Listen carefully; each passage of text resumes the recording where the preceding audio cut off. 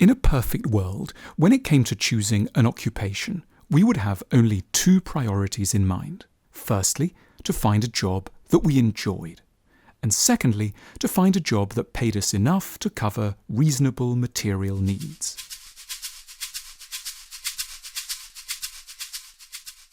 But in order to think so freely, we would have to be emotionally balanced in a way that few of us actually are.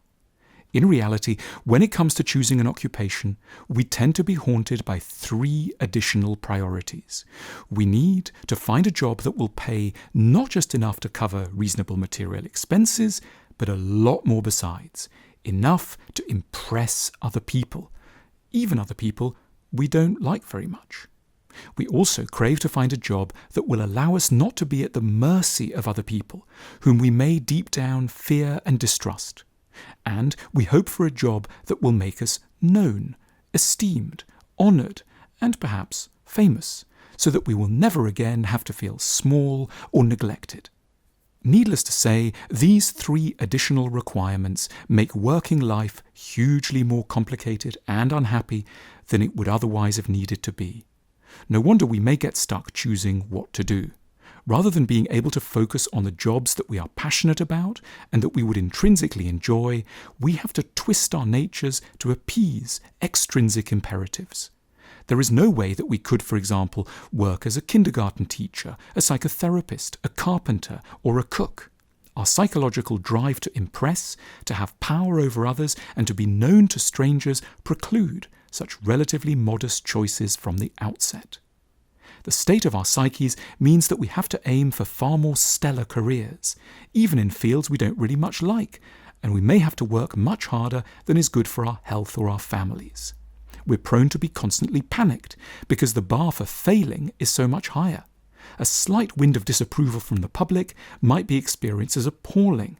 A bit less money than the astronomical sum we made last year will register as fateful. Under pressure, we may make unwise and hasty moves. We might cut corners, involve ourselves in risky schemes, and not give our work the time and calm it needs. What would enable us to make the right career choices is something that seems, on the face of it, to have nothing to do with work at all. Love. A profound experience of love, in both childhood and adulthood. A child who is properly loved is a creature who doesn't need to prove itself in any significant way. It doesn't have to excel at school, dazzle acquaintances, or shore up a parent's fragile sense of esteem. It may do well at school anyway, but because it enjoys the work, not because it has to boost a parent. It can find its way to its own pleasures. It doesn't need to amaze, because it's special enough just by existing. It may end up working extremely hard, but it will do so because it is passionate, not because it craves applause. It can concentrate on doing a job very well, while unimpeded by any worries as to whether it will be known in 100 years or to people in another city. It can potter away in obscurity, deriving gratification from the business at hand. An experience of adult love further enhances the sense of security we need. When someone properly loves us, their patience, concern and tenderness make us feel rooted and welcome on the earth. It doesn't really matter if no one knows who we are and if there's very little left over at the end of the month. Two people who are in love will be happy to sleep on a park bench, wrote D.H. Lawrence, an idea which may not be literally true, but which conveys well enough what room for manoeuvre love gives us in relation to our material priorities.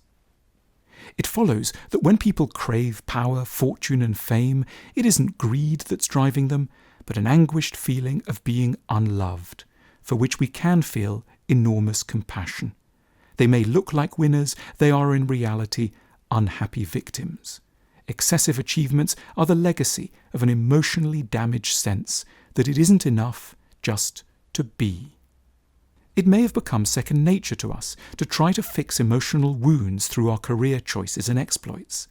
We may not even realise what we're up to. We should dare to ask, what might I have done with my life if I had felt properly loved from the start? And we may have to acknowledge, with tears in our eyes, how different our path would have been, how many genuine ambitions we sacrificed in the name of shoring up a sense of acceptability we should have had from infancy. the most astonishing career achievements will never compensate anyone for the lack of love they've suffered. Work cannot fix a deficit of love. We should enjoy work on its own terms, and in another part of our lives, mourn and seek redemptive substitutes for the love we originally lacked. How to Get On With Your Colleagues provides a guide to the most difficult aspect of the workplace, creating harmonious working relationships.